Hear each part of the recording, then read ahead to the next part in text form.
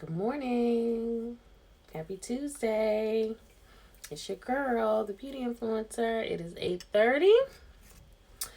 And you know what that means. It is time for a little tea. Good morning, my love. And wild thoughts with me. Good morning. Welcome, welcome, welcome. Hope everybody is feeling blessed and well. We're going to get the vibe right very quickly. Been here for a while. You know how I do. Gotta have the vibes right. Speaking of which, this is seriously one of my favorite incense brands. This is Vanilla Spice. Very quickly, gonna plug my store. The self-care store. Whoop. Got it on Instagram. This is an energy clearing kit. You see this pink salt that is here in the bottom. Most people say, well, what is the pink salt for? It turns into we call a saltwater cure. It's going to pull all the negative energy out of the air and just collect. You actually fill, once you take everything out, you fill the jar about 3/4 full with water. Sit it in a place that won't be disturbed, whether that be at your job. Well, everybody's at home now, but in a corner of your space where it won't be disturbed. It's going to pull all the negative vibes out of the air. Okay? So, interesting topic this morning. Definitely have some wild thoughts to share. Trigger warning, unpopular thoughts, I guess we could say. But it's all going to wrap it up into something good. I try not to just open up a can of worms without, just a little soothing. That's why we got the tea, herbs, tea, good stuff. So yeah. So I posted a video yesterday by Keon, the comedian. My dear friend Miracle sent this to me last week, and thank God for her because we had like an amazing conversation last week too.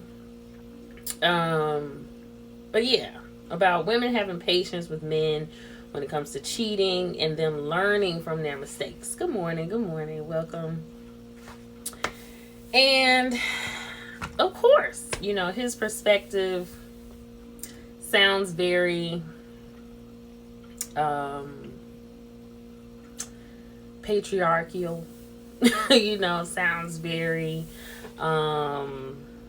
chauvinistic, but I'm going to share that so I actually do support what he's saying, not in its entirety and not particularly the way that he said it, but I do support what he is saying because and not for the reasons that you're thinking, but the first reason is that I think it really frees us up as women to keep from owning men's mistakes. What he is saying in a nutshell, what I, again, because this is free thinking. This is free thinking. This is why I like to stimulate these conversations. Yeah, man, like everything that people do, not even just men, but particularly men in romantic relationships, but people do is because of you and something that you did. A lot of these societal structures that we have in relationships tends to make women look unworthy or like she must have done something wrong or is not up to par because she got cheated on.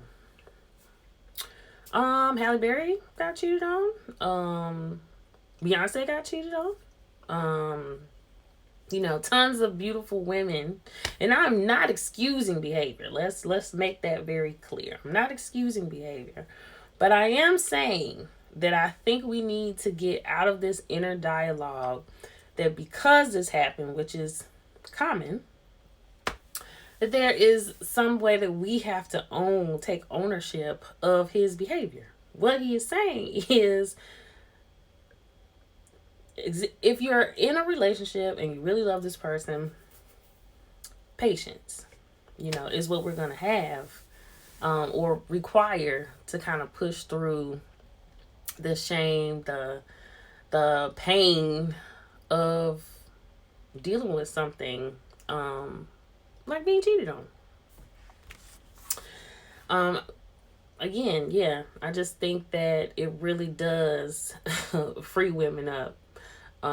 If we can think about it outside of the context that, again, and just not take ownership that him doing that has something to do with you as a person. It's his decision. Yeah, he might have made the wrong one, but it's his decision ultimately, and he has to, like he was saying, learn from his mistakes. The other thing is that let's just be real that women cheat all the time too.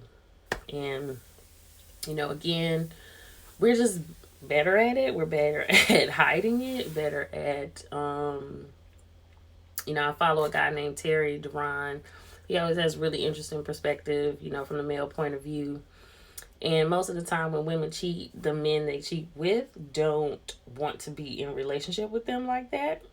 So we just don't have the same, again, societal constructs. We don't have the same consequences per se. But women do cheat. And they cheat often. When I was doing makeup, again, women would sit in my chair and tell me all kinds of stuff. And you can do absolutely everything right. I mean, you can, not have sex before marriage. You can go to the counseling. You can do every single thing. I mean, be pleasing your man, the whole nine. The risk is still there. And I think that is just a risk in relationship, period, between men and women. And again, it shouldn't just be this pressure or feeling on women that we have to take ownership that we did something wrong or we have less value because this happened to us.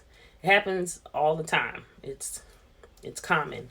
And hopefully conversations like this one help free us up to start having some type of dialogue about it so that everybody doesn't feel like it's such a shameful thing.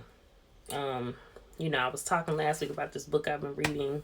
I'm not going to get into it because I've been talking about it, but it really has brought a lot of insight on just shame that we feel, especially as women, with all the societal pressure, which brings me into my next point. Just too much pressure on us to be perfect. I mean, again, from the way that we look, whether we gain weight, whether, after children, there's so many different pressures that we have as women physically that, again, I don't think we can even take the weight of taking ownership of a man's decisions anymore. We tired. We just tired. And, I've made this statement before that, like, I'm not a huge fan of Sierra and Russell. And I will go into this. I don't know them as people at all. And I don't know anything about their relationship. I think that, what we all need and want in relationship is really due to our own circumstances, how we've grown up, what we've dealt with. It's a very individual thing. And so the choices that we make are going to be individual. Our needs are individual. So I don't know them. I don't know them at all. But I think what really irritates me is that, this whole concept that, she prayed this prayer, for the perfect guy, and now they just have this perfect relationship, and it perpetuates this stereotype of perfection in relationships. I mean, that's what we saw with J and B for so long. And that's why it was like so devastating when we found out that they were imperfect people. We all are. And we all have imperfections within our relationships. And that is not just the romantic relationships, because 9 times out of 10, we're perpetuating things that are much deeper, that come from childhood. And it takes a lot of work, i.e. the patience that he was talking about, And again, I don't think that's just patience with a man and just patience in terms of cheating, which is why he also brought up like, hey, he didn't leave you when you were disloyal. Telling your family about all of our business. There are ways that we all can feel violated, and just, again, we're not perfect. We're all learning. We're all taking this opportunity to learn through the partnerships that we're in. And anybody who is not speaking up on that is just kind of lying. Like, it's not realistic. And I think that that's what really develops the shame. When we have this perfect idea of, what type of relationship we want to be in. And it's not achievable. It's just not going to be achievable without work. And consistent work. And consistent look at self. So yeah, I ain't really feeling them because I don't find their relationship particularly authentic. I want to hear about the mornings he getting on your damn nerves. I want to hear about the things that have been disappointing. I want to hear about the real deal stuff. And I'm going to circle back to that as I continue. So, but as I was saying too, we have to heal and to really start distancing ourselves, social distancing, from these societal stereotypes and expectations that are really just too much pressure on all of us, especially on the Black family structure. And I'm going to go there because we are undoing years and years of trauma.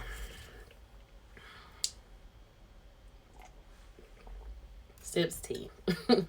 And I think that is something that we really have to be considerate of. Again, it's not making excuses, but it is starting to take ownership and accountability for the fact that there's a lot of things that we don't know or haven't learned or are healing from in our families. We are not far removed. We're not that far removed.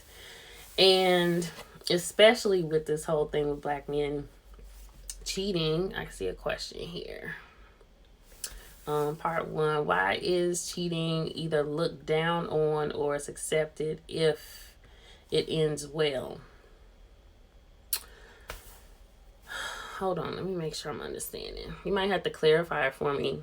Why is cheating either looked down on or is accepted if it ends well?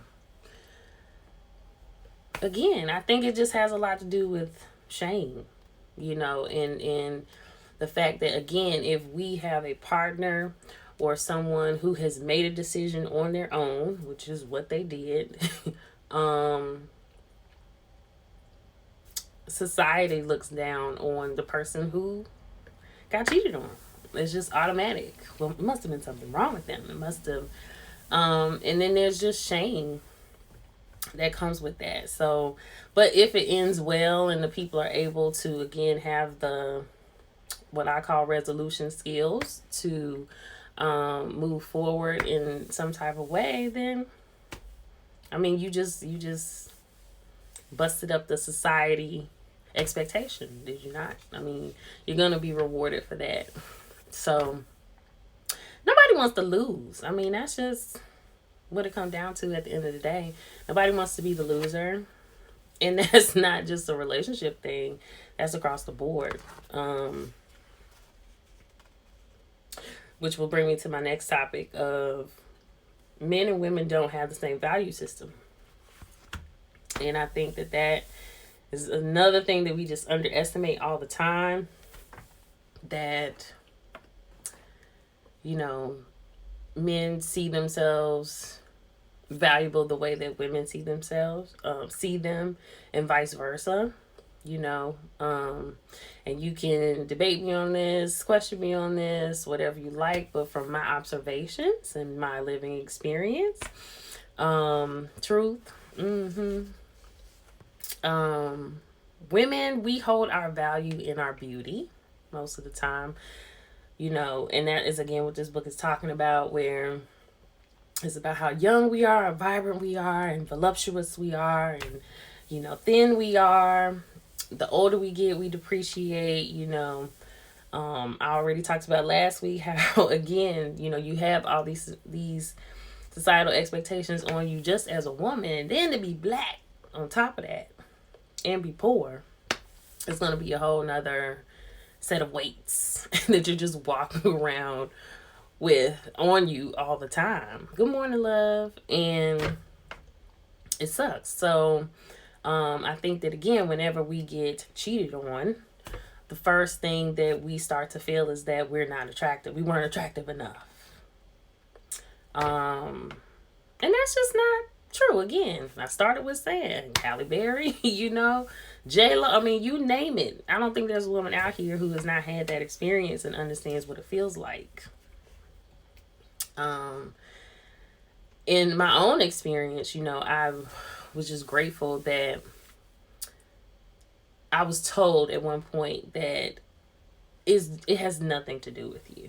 At least that male was self-aware enough to say to me, it has nothing to do with you. And I think for me, it freed me up to know just, okay, you made a decision for yourself that has nothing to do with me. It's not about the way I look. It's not, I think for years, you know, you would choose another partner, and keep learning the same lesson over and over again. That's another thing. I also think that if we don't learn to start dealing with the pain within these situations, you know, what we do is we just keep choosing the same person over and over and over again. Marrying that person or dealing with that person in other ways. And there's always lessons that are there. It's not always, again, about cheating. It could be, like I said, women do things too. Because we don't have the same value system, I also don't think that we as women tend to get very educated on ways that men can feel violated that don't have anything to do with us stepping out on them. Yeah, so I'm not just defending black men. I'm defending the healing of the black family and black men and women.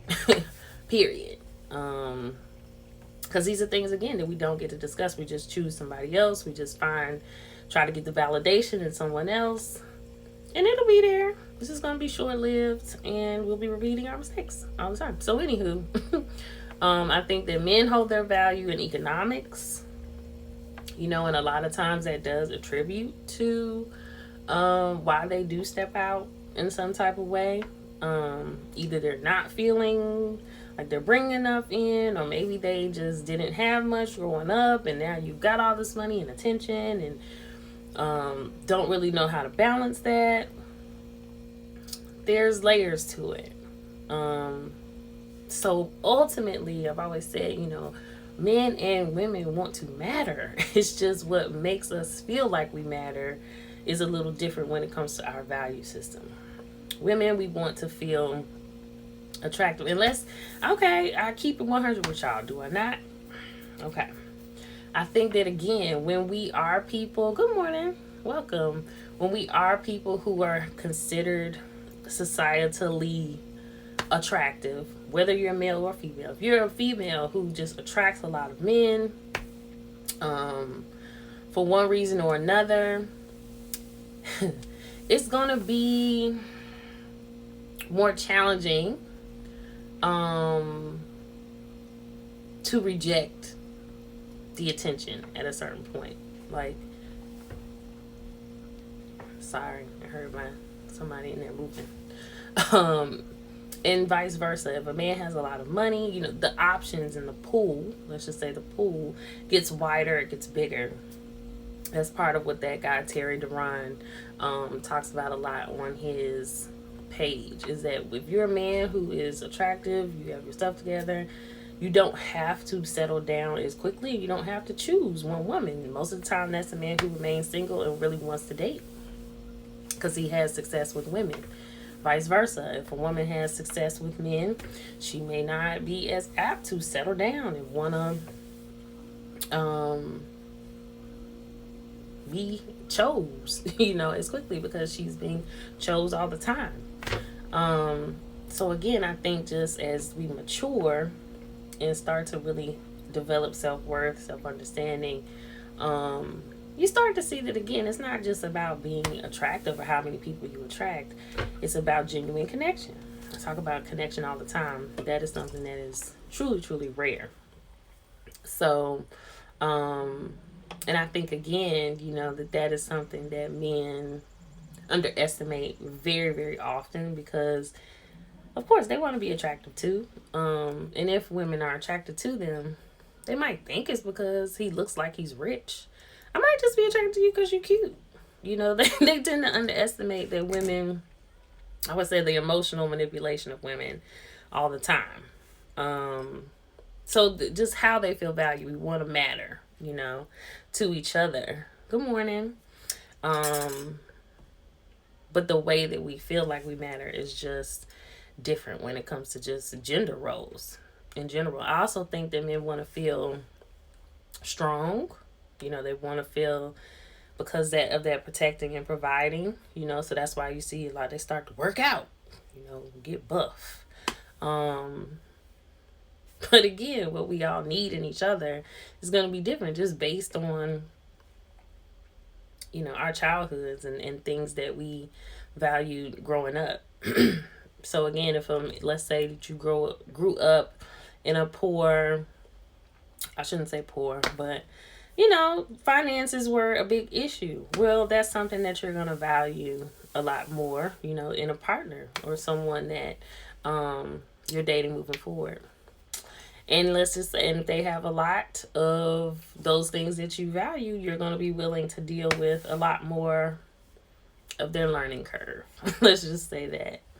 So ultimately, I think, and from what I'm talking about and trying to put a positive spin on it, I think that it is truly a privilege to be able to choose who you want. And I think that is something that we can do in this next generation and just moving forward and in our healing process in general.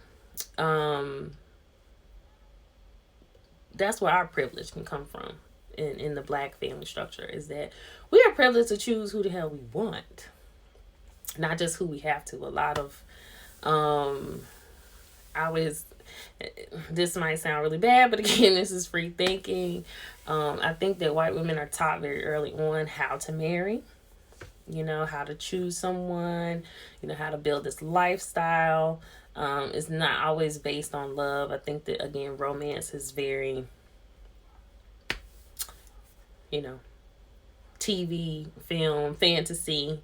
Ideally, they choose partners that they can procreate with, that they can build lives with, and wealth, and keep it within. And that's just what their structure looks like. And a lot of times, just in my opinion of American marriage, I think that's something that we tend to really compare ourselves to all the time. That's something that we're trying to achieve. And that shit don't work. It don't work for them, and it's not necessarily working for us. So we have privilege that we can choose who we want, who we actually have connection with. And passion is something that's just natural for Black people. Whether they are the perfect example of who you want or somebody that you have to really work with to get there. Everything doesn't have to be looked at as this person is the complete representation of who I am. They are themselves and you are yourself. And yeah, choose who you want.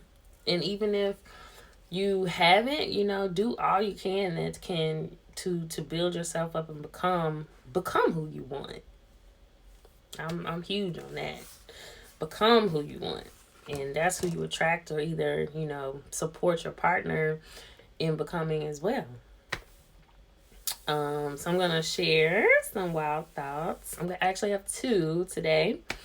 And the wild thought is, doing what you think everybody else is doing is kind of stupid once you realize that every man was out for themselves. And I say it that way because, a lot of this conversation is based on, Keon's perspective. And ideally, again, men tend to be able as well to make more mistakes, to learn through mistakes. A lot of times we as women just tend to feel all this pressure to be perfect, and like, if I'm perfect and I look perfect and I do perfect and I sex perfect and I cook perfect and I have perfect kids and all this stuff, then nothing's gonna happen to me and I'm not gonna feel vulnerable. It's just not the case. God's always going to give us something to learn from and someone to learn through, and that is just life. So, and you know what happens? Men cheat and then they move on and they find somebody else who can weather the storms, you know? So, or they don't have to settle down at all. But women, we should be able to make mistakes too, even if that's choosing the wrong damn one. Anyway. And then too often, this is the other wild thought, too often our relationships become a public platform for emotional masturbation. Getting yourself off on how much someone invests in you, is attracted to you, or is attached to you. When true intimacy amplifies your relationship with self. Healthy relationship is having a partner who reflects the investment, attraction, and can thrive alone, but even better with you. Okay? Meaning they reflect what you do for yourself, how much you invest in yourself, how much you are even attracted to yourself, or what you do to become attractive. And can just thrive, you know, and exist on your own. It's just so much better. I think, again, that's why, you know, the question that was asked earlier, good morning, about like, why is it better? Hold on, let me read the question again. Why is cheating either looked down on or it's accepted if it ends well? That's why we can see a J and a B come back together after something like that, because they do have their own as individuals.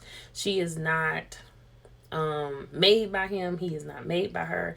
I think it's so much easier to weather these storms and to stand on a solid foundation when both people are self-aware and just have done the work and are doing the work. And it doesn't have to look like Jay-Z and Beyonce. I mean, it has to look like, again, your value system, where it comes from for you, you know, and be strong enough, again, to stand on that, whether anybody approves of it or not. So, yeah, that's what I'm thinking this morning. Those are the wild thoughts, guys. And of course, my DMs are always open. If you want to continue talking about this, I do have the House Party app, and I'm still working on getting us all on the conversation afterwards. If anybody chooses or wants to continue the discussion, yeah, I hope that I was able to stimulate some wild thoughts in you guys this morning. Check out the self-care store. Link is in my bio. Chakra spray, love spray, body scrubs, body butters, all of that. I'm wishing you all an absolutely amazing Tuesday. Don't think too much, but definitely, you know, free thinking, guys. You know, we're old enough, we're here to just have thoughts that are original and are our own. You know, if this time has shown us anything, it is that, you know, we are having a collective experience as individuals. Your life needs to look the way you want it to. So, choose somebody with your privilege that you want. Okay? Enjoy your Tuesday, guys. I'll see you next Tuesday, God willing. Peace.